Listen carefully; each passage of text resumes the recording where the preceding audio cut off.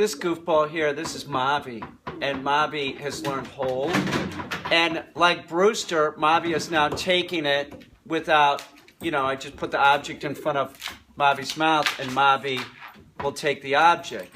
So I wanted to talk about just hold in general. I think that it's very important that if you do have a dog that you want to retrieve, that you teach it hold. And I want to talk about old school methods of teaching hold. And this is how I originally learned it. I watched my father do this, and people still use this method to the day, and they use a shotgun shell. And what they do is they put the shotgun shell in their hand, and then they squeeze the dog's ear, creating pressure to get the dog to open its mouth. I don't do this. I've never done this. I've never seen it necessary. I've worked for my dad, and it works for other dog trainers.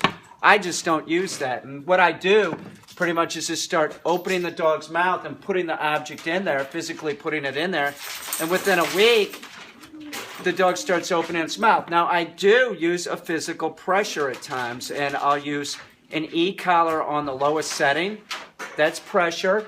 Or many times you can just use the old school method. I don't use a shotgun, but I just grab the ear and I just kind of squeeze it a little bit while the object is going in the dog's mouth, and then I let off when the object is in the mouth. So the dog has this connection, this physical connection of like on and off. It's a physicalness that the dog needs to help understand what's expected. But I don't create any type of pain with the dog. That just seems like that's not effective because that creates excitement. But I do use some physicality in that I put pressure on the ear.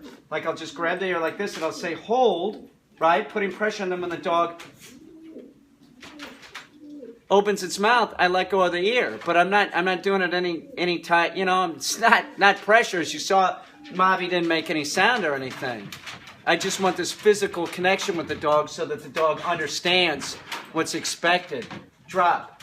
And it just helps the dog learn quicker. The shotgun method, the shotgun shell method, I don't find that that's abusive. I just think that it's silly, and just take your time. Take your time. It's like there's no reason to use high pressure. I use pressure. I do. I train with pressure. But I don't think any of these high pressure methods are effective because they create more problems because they cause excitement. So just try that. Once the dog starts opening its mouth, you just grab its ear and you just kind of squeeze it a little bit. You say hold, and then when it goes in the dog's mouth, you let go of the ear. You see? And then you repeat that over and over again. Drop. But as you see, Mavi's into it. Mavi's going to be a good retriever. This is a dog that's learning to pick up all kinds of stuff. So, good boy. I almost say good girl.